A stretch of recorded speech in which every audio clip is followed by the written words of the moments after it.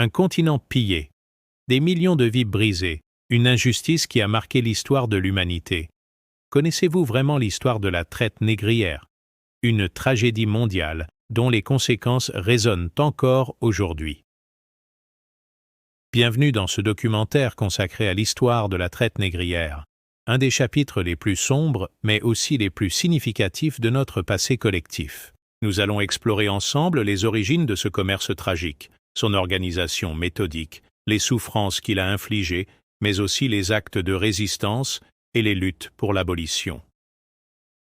Ce voyage à travers l'histoire a pour but de comprendre comment cette période a transformé le monde et pourquoi il est crucial de ne jamais oublier. Nous commencerons par les origines de la traite en Afrique avant de découvrir le commerce triangulaire et son fonctionnement. Nous verrons ensuite la vie des esclaves dans les plantations, ainsi que les incroyables actes de résilience et de résistance. Enfin, nous conclurons avec les mouvements abolitionnistes et leurs conséquences. Si ce sujet vous interpelle, restez avec nous jusqu'à la fin, partagez cette vidéo et n'hésitez pas à laisser vos réflexions en commentaire. Ensemble, gardons vivante la mémoire de cette histoire. Imaginez un continent immense, débordant de diversité culturelle, de richesses naturelles et de civilisations avancées. Avant que l'Europe ne projette son ombre sur l'Afrique, cette terre vivait au rythme de royaumes prospères et d'échanges commerciaux riches et variés. Mais à partir du XVe siècle, ce paysage vibrant allait être brutalement transformé. Chapitre 1. Les origines de la traite négrière. Récit détaillé. L'Afrique avant la traite négrière. Une ère de grandeur et d'innovation. L'Afrique, bien avant l'arrivée des Européens, était un continent dynamique, abritant des royaumes puissants tels que le Mali, le Songhai et le Bénin. Ces sociétés étaient organisées avec des systèmes politiques complexes, des infrastructures impressionnantes et une économie florissante. Prenons l'exemple de l'Empire du Mali. Connu pour ses ressources en or, il contrôlait des routes commerciales stratégiques reliant l'Afrique du Nord, l'Europe et l'Asie. Tombouctou, l'une de ses villes les plus célèbres, était un centre intellectuel et spirituel où des érudits du monde entier venaient échanger des idées. Les marchés bourdonnaient d'activités, proposant des produits exotiques comme l'ivoire, les épices et les textiles. Ces sociétés étaient loin de l'image simpliste que l'histoire coloniale a parfois dépeinte. Elles possédaient des institutions sophistiquées, des traditions orales riches et une profonde spiritualité. Cependant, leur prospérité allait attirer l'attention d'un monde extérieur avide de nouvelles richesses. Les premiers contacts avec les Européens, l'intrusion du commerce asymétrique. L'arrivée des Portugais au XVe siècle a marqué un tournant décisif. À l'origine, ces Européens venaient pour établir des relations commerciales équitables, échangeant des produits comme les armes, les tissus et l'alcool contre de l'or, des épices et d'autres richesses africaines. Mais rapidement, leurs ambitions ont dépassé le simple commerce. Profitant des rivalités entre certains royaumes africains, les Portugais ont commencé à s'implanter le long des côtes ouest africaines. Ils ont établi des comptoirs commerciaux servant à faciliter le troc, mais aussi à poser les bases d'un commerce d'une nature bien plus sinistre. En parallèle, les marins européens rapportaient des récits sur les ressources immenses de l'Afrique et, plus tragiquement, sur la possibilité de transformer les populations locales en marchandises humaines. La demande croissante de main-d'œuvre dans les colonies américaines donnait naissance à un commerce honteux, la traite des esclaves. Les motivations derrière la traite négrière, économie et idéologie. Pourquoi ce changement brutal vers l'exploitation humaine? La réponse est multiple. D'une part, les colonies européennes en Amérique, spécialisées dans la production de sucre, de tabac et de coton, avaient un besoin croissant de travailleurs. Les populations indigènes ayant été décimées par les maladies et les violences, les Africains furent ciblés pour combler ce vide. Mais au-delà de l'économie, il y avait une volonté de justifier cette exploitation. Les Européens ont élaboré des théories pseudo-scientifiques et des discours religieux pour légitimer l'idée que les Africains étaient inférieurs. Ils ont utilisé des passages bibliques pour renforcer l'idée que l'esclavage était une punition divine ou un destin naturel.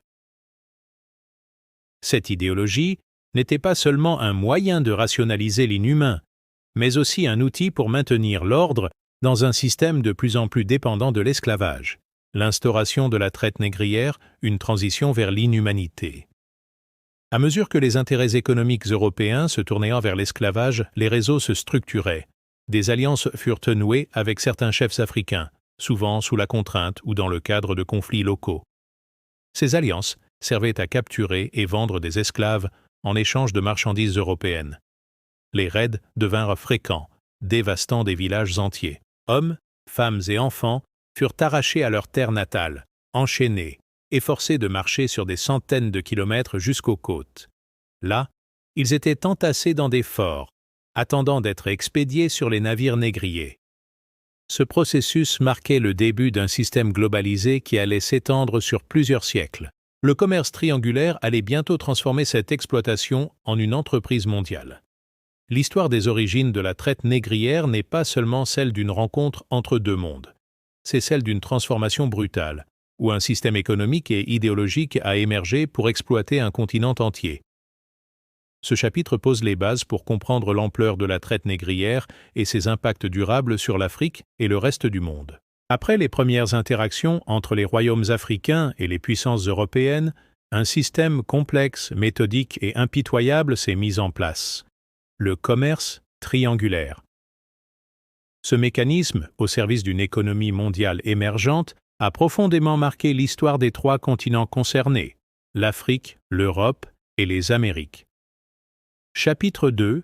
Le commerce triangulaire. Organisation et fonctionnement. La structure du commerce triangulaire. Le commerce triangulaire est nommé ainsi en raison de son organisation en trois étapes, formant un cycle reliant l'Europe, l'Afrique et les Amériques. Cette structure a permis une exploitation systématique et répétée sur plusieurs siècles, profitant largement aux économies européennes. L'Europe. Exporter pour exploiter. Les navires partaient des grands ports européens comme Nantes, Liverpool ou Lisbonne, chargés de marchandises destinées au troc en Afrique. Ces marchandises incluaient des textiles, des armes à feu et de la poudre, des bijoux, perles et autres objets de pacotille, de l'alcool, notamment du rhum. Ces biens étaient échangés contre des esclaves africains, capturés lors de raids ou vendus par certains chefs locaux en échange d'armes ou de richesses. L'Afrique. Capture et déportation. Une fois arrivés sur les côtes africaines, les négriers établissaient des comptoirs, souvent avec la complicité ou sous la contrainte des dirigeants locaux. Les esclaves, hommes, femmes et enfants, étaient capturés dans l'intérieur des terres lors de razzias ou de guerres tribales, puis acheminés vers les côtes. Ils étaient souvent enchaînés et forcés à marcher sur des centaines de kilomètres, dans des conditions inhumaines. Ceux qui survivaient étaient entassés dans des forts côtiers en attendant leur embarquement. Les bateaux négriers, une fois remplis de leur cargaison humaine, entamaient le voyage vers les Amériques. 3. Les Amériques. Travail forcé et retour des produits coloniaux. Dans les colonies, les esclaves étaient vendus aux enchères et assignés aux plantations de sucre, de coton, de tabac ou aux mines. Le fruit de leur travail était ensuite exporté vers l'Europe, sous forme de produits coloniaux, sucre, café, tabac, etc., bouclant ainsi le cycle économique du commerce triangulaire. La traversée du milieu. La traversée du milieu, qui désigne le voyage transatlantique des captifs, est l'un des aspects les plus atroces de la traite négrière. Les esclaves étaient entassés dans les cales des navires, privés de lumière, d'air frais et de tout confort. Conditions à bord des navires. Chaque esclave avait moins d'1 mètre carré pour se coucher, souvent sur d'autres captifs. La chaleur et l'humidité des cales favorisaient la prolifération des maladies comme la dysenterie, le scorbut ou la variole. La faim et la soif étaient de monnaie courante, et les esclaves affaiblis ou malades étaient souvent jetés par-dessus bord pour éviter la contagion. Les femmes étaient particulièrement vulnérables aux abus sexuels de l'équipage. Statistiques tragiques. Les taux de mortalité variaient entre 15 et 20% selon les voyages. Sur les millions de personnes capturées, un grand nombre ne survivaient pas à cette traversée. Malgré cela, des actes de résistance avaient lieu. Certains esclaves tentaient de se mutiner à bord des navires, bien que ces révoltes soient rarement couronnées de succès, en raison de la supériorité militaire des négriers. D'autres, dans des actes de désespoir, choisissaient de se jeter à la mer. Les acteurs du commerce triangulaire. Le commerce triangulaire impliquait une multitude d'acteurs, chacun jouant un rôle spécifique dans ce système d'exploitation. Les puissances européennes. Des nations comme le Portugal, l'Espagne, l'Angleterre, la France et les Pays-Bas dominaient ce commerce. Elles tiraient d'immenses bénéfices des produits coloniaux et investissaient massivement dans le développement de ports, de flottes et d'infrastructures dédiées à ce commerce. Les chefs africains impliqués. Certains dirigeants africains, motivés par des gains à court terme ou sous la contrainte, collaboraient avec les négriers européens en leur vendant des prisonniers de guerre ou des membres de tribus ennemies. Toutefois, il est crucial de noter que cette participation était limitée à une minorité et souvent dictée par des rapports de force inégaux. Les colons des Amériques. Les propriétaires de plantations, les marchands et les colons profitaient directement du travail forcé des esclaves. Ces derniers étaient essentiels à la production des cultures de rente, qui constituaient la base des économies coloniales. Les chefs africains impliqués. Certains dirigeants africains, motivés par des gains à court terme ou sous la contrainte, collaboraient avec les négriers européens en leur vendant des prisonniers de guerre ou des membres de tribus ennemies. Toutefois, il est crucial de noter que cette participation était limitée à une minorité et souvent dictée par des rapports de force inégaux. Les colons des Amériques, les propriétaires de plantations, les marchands et les colons profitaient directement du travail forcé des esclaves.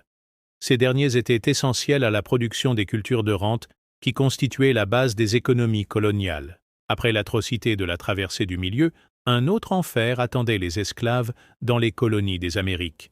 Les plantations, cœur économique des colonies, étaient des lieux de souffrance, mais aussi de survie et de résistance. Ce chapitre explore le quotidien des esclaves, leur lutte pour préserver leur humanité et les moyens qu'ils ont trouvés pour s'opposer à leurs conditions. Chapitre 3. La vie dans les plantations et les actes de résistance. La vie quotidienne dans les plantations. Pour les esclaves, la vie dans les plantations était marquée par une routine brutale, définie par le travail harassant, la violence et la privation de liberté. 1. Conditions de travail. Les esclaves travaillaient principalement dans les plantations de canne à sucre, de coton, de tabac ou de café. Les journées commençaient avant l'aube et se terminaient tard dans la nuit, souvent sous la surveillance de contremaîtres armés. Les tâches variaient selon les cultures, mais elles étaient toujours pénibles. Couper des cannes, cueillir du coton ou traiter les produits récoltés dans des installations dangereuses. 2. Conditions de vie. Les esclaves étaient logés dans des cabanes rudimentaires, souvent surpeuplées et insalubres. La nourriture était insuffisante, constituée principalement de rations de base comme du maïs ou des haricots. Les soins médicaux étaient quasi inexistants, et les maladies tropicales ou les blessures étaient souvent fatales. 3. Les punitions et les humiliations. Les châtiments corporels étaient fréquents. Fouets, mutilations, privation de nourriture. Tout signe de rébellion ou de désobéissance pouvait entraîner des sanctions exemplaires pour décourager les autres. Les femmes esclaves subissaient souvent des abus sexuels de la part des propriétaires ou des contremaîtres. Résilience et résistance. Malgré ces conditions inhumaines, les esclaves ont manifesté une incroyable résilience et trouvé des moyens de résister à leur oppression. 1. Résistance passive. Sabotage.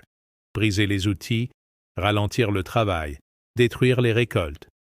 Préservation culturelle.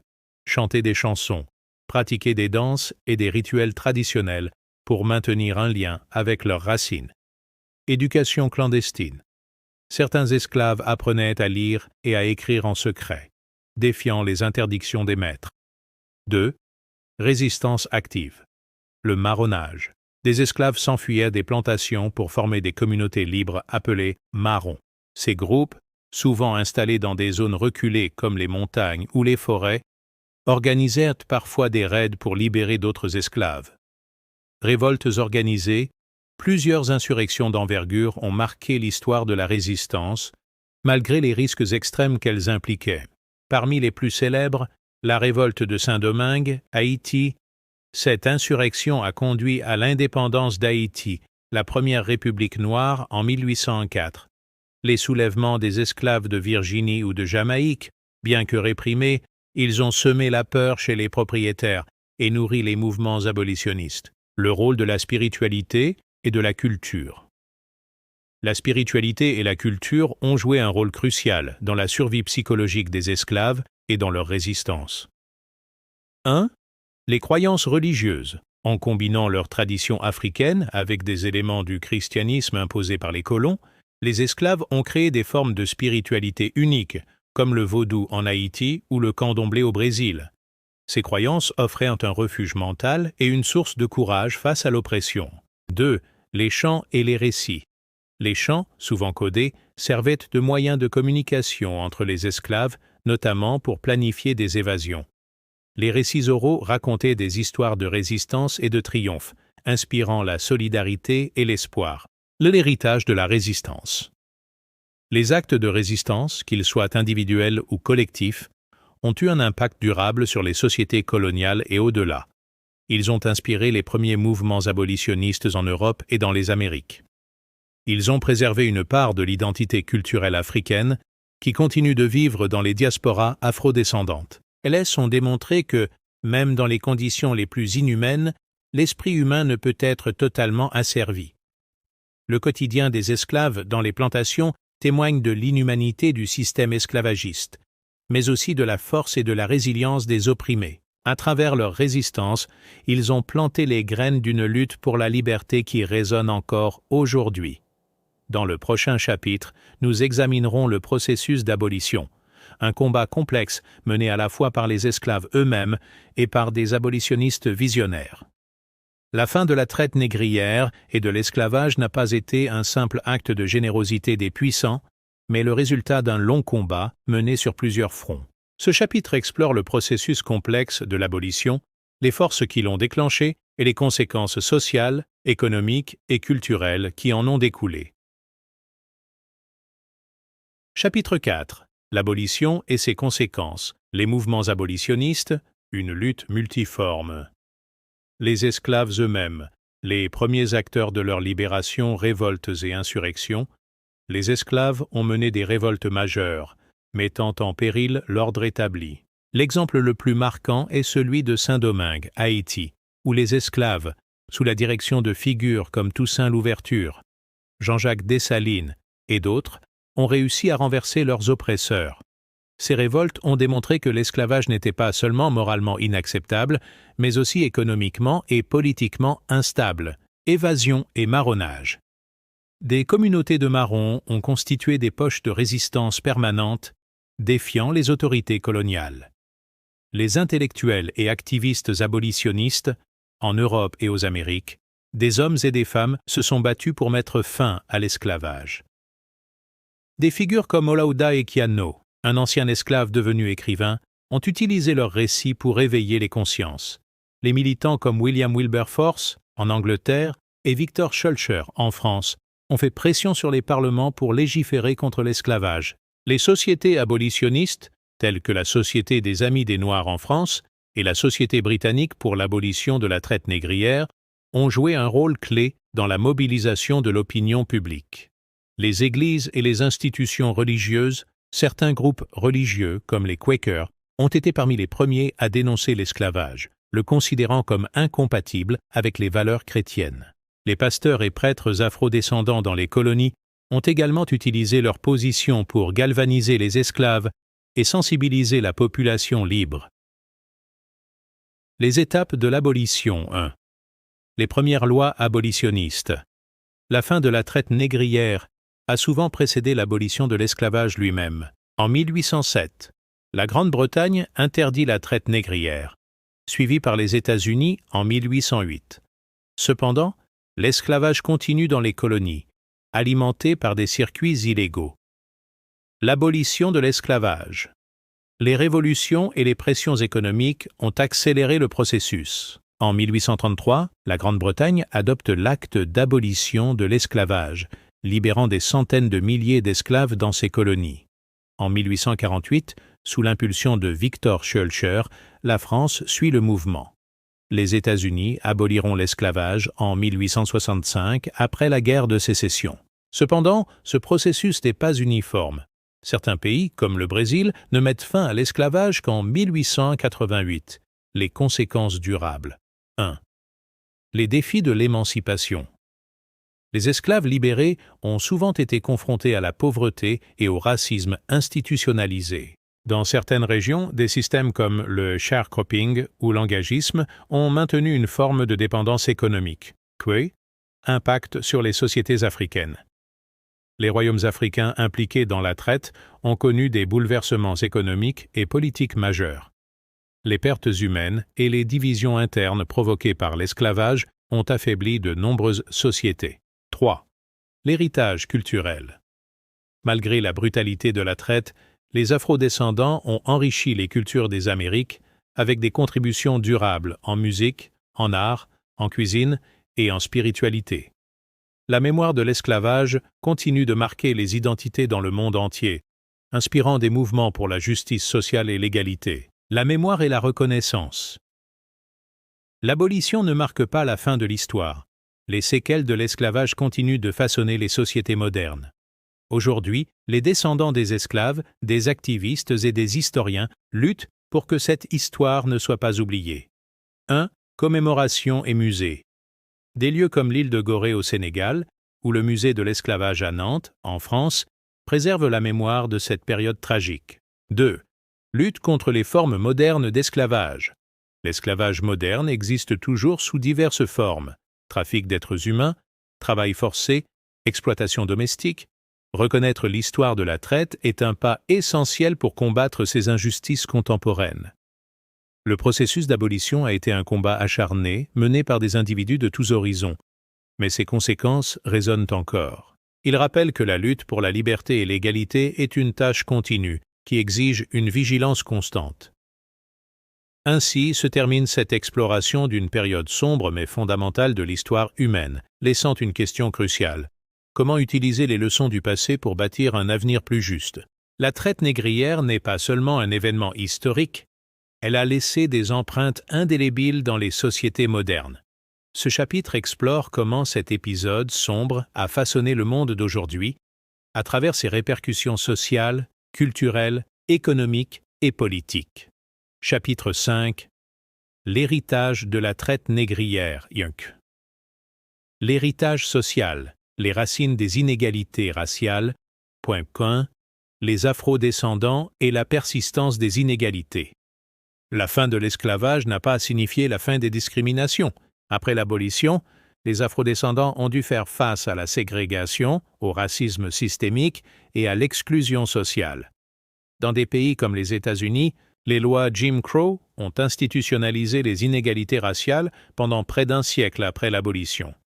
2. Les communautés marginalisées. L'histoire de la traite a contribué à des disparités économiques et éducatives durables. Les descendants d'esclaves ont souvent été relégués aux marges de l'économie formelle. Les ghettos et autres formes de ségrégation résidentielle sont des conséquences directes de cette histoire. L'héritage économique, une richesse accumulée à partir d'injustices. 1. La prospérité des nations esclavagistes. Les richesses bâties sur le dos des esclaves continuent de bénéficier aux anciennes puissances coloniales. Les profits générés par les plantations ont financé la révolution industrielle en Europe et en Amérique. Les banques, compagnies d'assurance et infrastructures portuaires ont souvent été directement liées au commerce triangulaire. Ce point 2. Les sociétés africaines affaiblies. Les pertes démographiques massives et la désorganisation sociale provoquée par la traite ont entravé le développement de nombreux pays africains. Aujourd'hui, les inégalités économiques mondiales trouvent en partie leur origine dans cette exploitation historique. L'héritage culturel, résilience et influence. 3.1. Les contributions afrodescendantes aux cultures mondiales. La diaspora africaine a enrichi les sociétés du monde entier.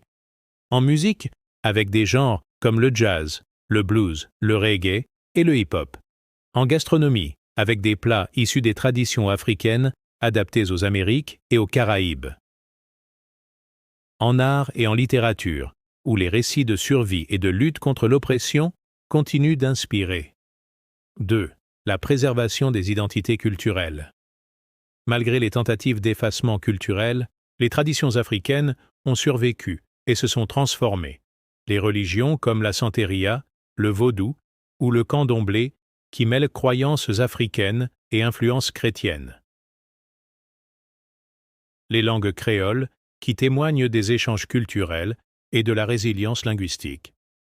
La mémoire collective et la lutte pour la reconnaissance. 4.1. L'importance de la commémoration. Des monuments, musées et journées de mémoire ont été créés pour honorer les victimes de la traite négrière. Exemple. L'île de Gorée au Sénégal, symbole de l'exportation des esclaves. Le mémorial Asset en Guadeloupe, dédié à l'histoire de l'esclavage. Point 2. La reconnaissance et les réparations. De nombreux mouvements plaident pour la reconnaissance des torts historiques et des réparations. Réparations financières aux descendants d'esclaves. Investissement dans l'éducation et les infrastructures des pays anciennement colonisés. Cependant, le débat reste complexe et souvent politisé. Les formes modernes d'esclavage, une triste continuité. L'esclavage contemporain. Malgré son abolition officielle, l'esclavage existe encore aujourd'hui sous différentes formes. Trafic humain, exploitation sexuelle, travail forcé. Des millions de personnes dans le monde sont encore victimes de ces pratiques. Point 2. Le rôle des institutions internationales. Organisations comme l'ONU et l'ONG Walk Free militent pour éradiquer l'esclavage moderne. La reconnaissance de la traite historique est un levier pour sensibiliser à ces nouvelles formes d'exploitation. L'histoire de la traite négrière dépasse les frontières et les époques. Elle est à la fois un rappel des atrocités commises et un témoignage de la résilience humaine. Elle nous enseigne l'importance de la justice, de la solidarité et de la reconnaissance. Mais surtout, elle nous appelle à continuer la lutte contre les inégalités et les oppressions, qu'elles soient anciennes ou modernes. Imaginez un monde où l'idée même de liberté semblait inaccessible pour des millions de personnes. Pendant des siècles, les chaînes de l'esclavage ont maintenu des peuples entiers sous le joug de l'oppression. Pourtant, une étincelle d'espoir s'est allumée. Alimentée par la résistance des esclaves eux-mêmes, le courage des abolitionnistes et une prise de conscience mondiale. Ce chapitre explore cette lutte titanesque qui a conduit à l'abolition de la traite négrière et, plus tard, de l'esclavage dans son ensemble. Les mouvements abolitionnistes. Une lutte pour la justice. L'abolition ne s'est pas imposée d'un seul coup. Elle a été le fruit d'un combat acharné, où chaque voix comptait. Dès le début, des esclaves eux-mêmes ont été les premiers à dénoncer leurs conditions. Prenons Olaudah Equiano, un ancien esclave qui, par ses récits poignants, a ouvert les yeux du monde sur l'horreur qu'était l'esclavage. Ou encore Toussaint Louverture, dont le génie militaire et la détermination ont permis à Haïti de devenir la première nation libre d'anciens esclaves. Mais il n'était pas seul. En Angleterre, un homme comme William Wilberforce a mené une bataille législative sans relâche. Pendant plus de 2 décennies, il a plaidé devant le Parlement pour faire cesser ce commerce infâme. En France, Victor Schœlcher a mobilisé toute sa vie pour mettre fin à l'esclavage, marquant un tournant décisif avec son rôle clé dans l'abolition de 1848.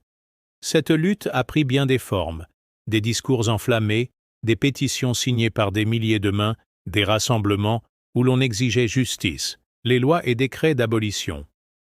Lentement mais sûrement, les premières victoires ont été remportées. En 1807, le Royaume-Uni a adopté une loi interdisant la traite négrière. Ce fut une première brèche dans le système esclavagiste, mais elle ne libérait pas encore les millions d'esclaves déjà captifs. Aux États-Unis, en 1808, l'importation de nouveaux esclaves a été interdite, mais l'esclavage interne persistait. Puis, des avancées plus décisives sont survenues. En 1833, l'Angleterre a aboli l'esclavage dans tout son empire. En Haïti, bien avant, en 1804, les esclaves avaient arraché leur liberté par une révolution historique. Enfin, en 1848, la France a mis fin à cette pratique sous l'impulsion de Schœlcher. Mais chaque victoire législative était un champ de bataille. Les planteurs, les marchands et tous ceux qui profitaient du système esclavagiste ont farouchement résisté. Les résistances et obstacles à l'abolition. L'abolition ne s'est pas faite sans douleur ni compromis. Les intérêts économiques étaient colossaux. Les grandes puissances esclavagistes, qu'il s'agisse des États européens ou des colons des Amériques, voyaient dans l'esclavage une base essentielle de leur prospérité. Même après les abolitions officielles, des systèmes d'exploitation ont été maintenus, déguisés sous d'autres formes. Les anciens esclaves, eux, ont dû affronter de nouveaux défis. Beaucoup n'avaient nulle part où aller, aucun moyen de subvenir à leurs besoins. La liberté légale n'effaçait pas les inégalités sociales ni le racisme institutionnel. Pour beaucoup, l'abolition n'était que le début d'un nouveau combat, celui pour une véritable émancipation. Les conséquences de l'abolition. La fin de l'esclavage a marqué une victoire immense, mais elle a aussi laissé des cicatrices profondes. Pour les anciens esclaves, la liberté était souvent synonyme de pauvreté et de marginalisation. Ils ont dû construire une nouvelle vie dans des sociétés qui les considéraient encore comme inférieures. Du côté des puissances coloniales, l'économie a dû s'adapter. Les colonies se sont tournées vers de nouvelles formes de travail, parfois aussi oppressantes. L'esclavage n'était plus légal, mais l'exploitation des populations noires a pris d'autres formes, comme le métaillage ou le travail sous contrat forcé. Pour le monde, l'abolition a posé les bases des mouvements pour les droits civiques, mais elle a aussi laissé une question sans réponse. Comment réparer les injustices d'un tel système? Une victoire inachevée. L'abolition de la traite et de l'esclavage a été une étape majeure, mais elle n'a pas marqué la fin des inégalités. Les chaînes physiques ont été brisées, mais les chaînes invisibles du racisme et de l'injustice continuent de peser sur notre monde. Ce chapitre est un rappel que la lutte pour la liberté et l'égalité est un chemin long et ardu. Il nous invite à réfléchir, non seulement sur ce qui a été accompli, mais aussi sur ce qu'il reste à faire pour honorer pleinement la mémoire de celles et ceux qui ont souffert. Quand les chaînes se brisent, que reste-t-il? L'abolition de la traite négrière a marqué un tournant dans l'histoire, mais son empreinte ne s'est pas effacée.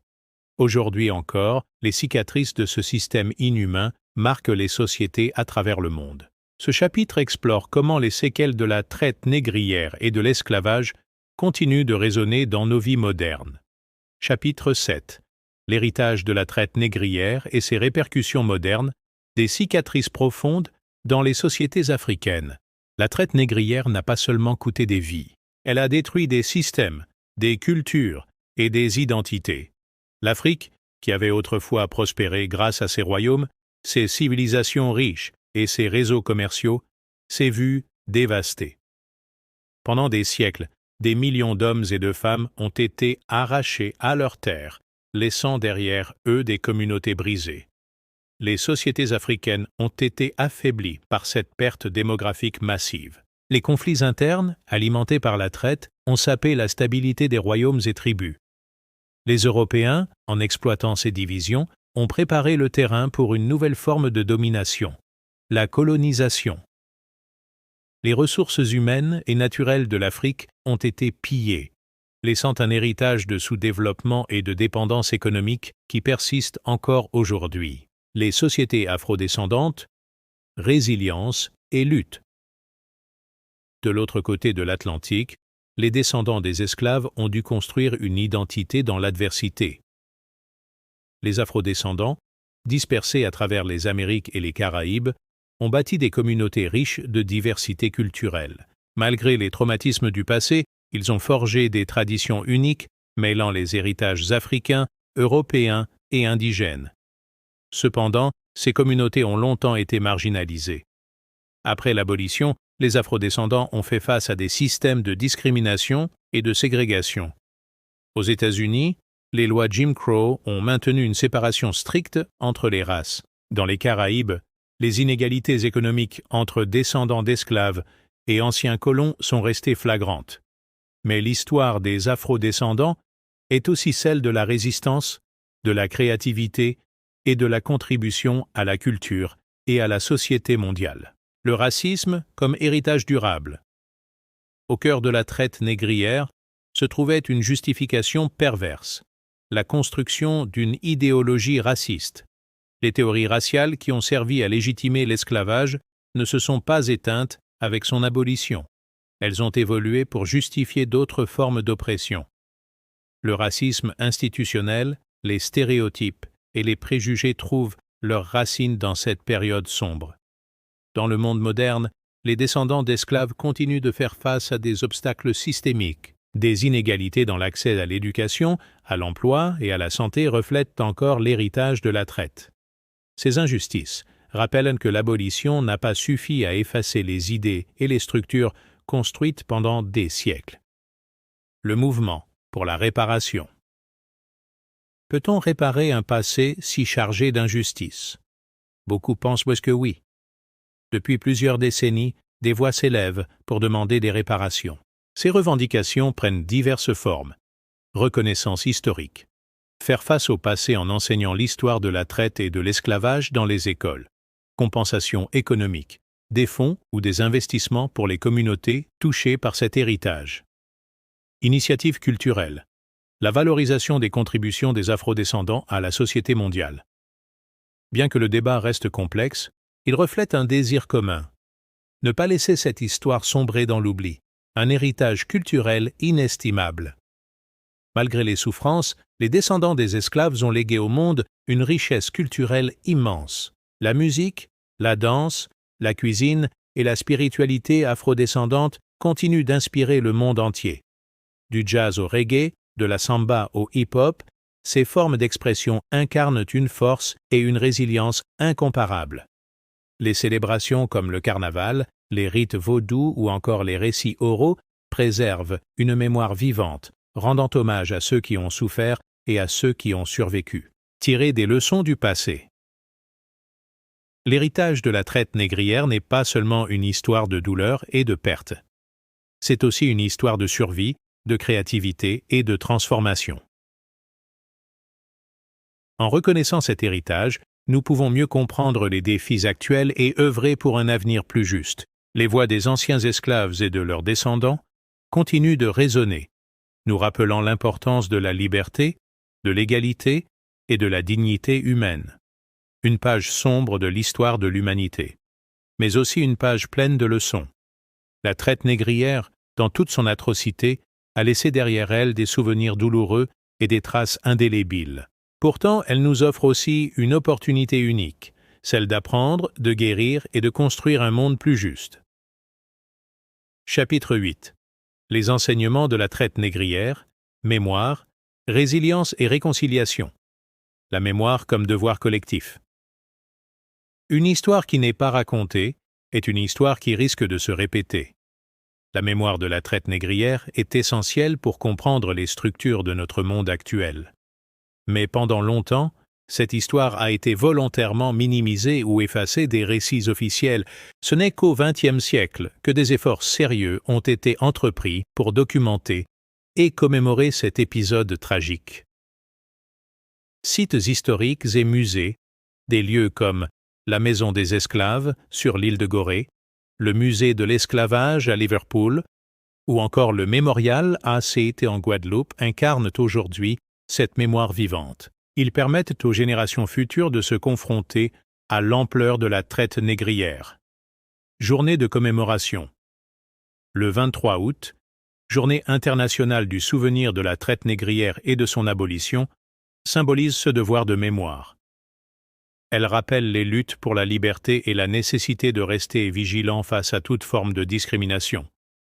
En portant ce passé à la lumière, nous honorons la mémoire de ceux qui ont souffert et résisté. La résilience des peuples, une source d'inspiration. Au-delà de la douleur, il y a eu la résilience, une capacité humaine extraordinaire à renaître de ses cendres. Les descendants des victimes de la traite ont construit des identités fortes, malgré les tentatives d'effacement de leur culture. Leur histoire est marquée par des luttes constantes pour la reconnaissance, la justice et l'égalité. Survivre et prospérer. Dans les Amériques, les Caraïbes et d'autres régions du monde, les communautés afrodescendantes ont transformé leurs épreuves en force. Elles ont donné naissance à des mouvements sociaux et politiques qui continuent d'inspirer aujourd'hui, comme le mouvement des droits civiques aux États-Unis ou les luttes pour l'indépendance dans les pays caribéens. Contribution culturelle. Malgré l'oppression, les peuples issus de la traite ont enrichi le patrimoine mondial avec leurs expressions artistiques, leur musique, leur cuisine et leurs traditions. Le jazz, le blues, la capoeira ou encore les religions syncrétiques, comme le candomblé ou le vaudou, sont des témoignages vivants de cette résilience. Le chemin vers la réconciliation. Peut-on vraiment tourner la page d'un tel passé? Peut-on réparer une injustice si colossale? La réconciliation est un processus long et complexe, mais nécessaire. Elle exige non seulement la reconnaissance des torts passés, mais aussi des actions concrètes pour en réparer les conséquences. Reconnaissance officielle. Plusieurs pays ont présenté des excuses officielles pour leur rôle dans la traite négrière. La France, la Belgique, le Royaume-Uni et d'autres ont engagé des discussions sur cette période sombre de leur histoire. Réparation. Bien que controversé, le concept de réparation reste un sujet central. Il ne s'agit pas seulement de compensation financière, mais aussi d'investissement dans l'éducation, la culture et le développement des communautés affectées. Dialogue interculturel. La traite négrière nous enseigne également l'importance de construire des ponts entre les cultures et de combattre les divisions. Les leçons pour l'humanité. En regardant le passé, quelles leçons pouvons-nous tirer pour construire un avenir meilleur? La traite négrière nous rappelle les dangers de l'avidité, de l'ignorance et de l'indifférence. Elle montre comment des systèmes injustes peuvent se développer et persister si nous ne sommes pas vigilants. L'importance de l'éducation. Enseigner cette histoire dans les écoles est essentiel pour éviter que de telles atrocités ne se reproduisent. La lutte contre les discriminations, les préjugés raciaux, les inégalités économiques et les injustices sociales trouvent leurs racines dans ce passé. Les combattre est une responsabilité collective. La célébration de la diversité, en reconnaissant et en valorisant les contributions des peuples africains et afrodescendants, nous enrichissons notre humanité commune.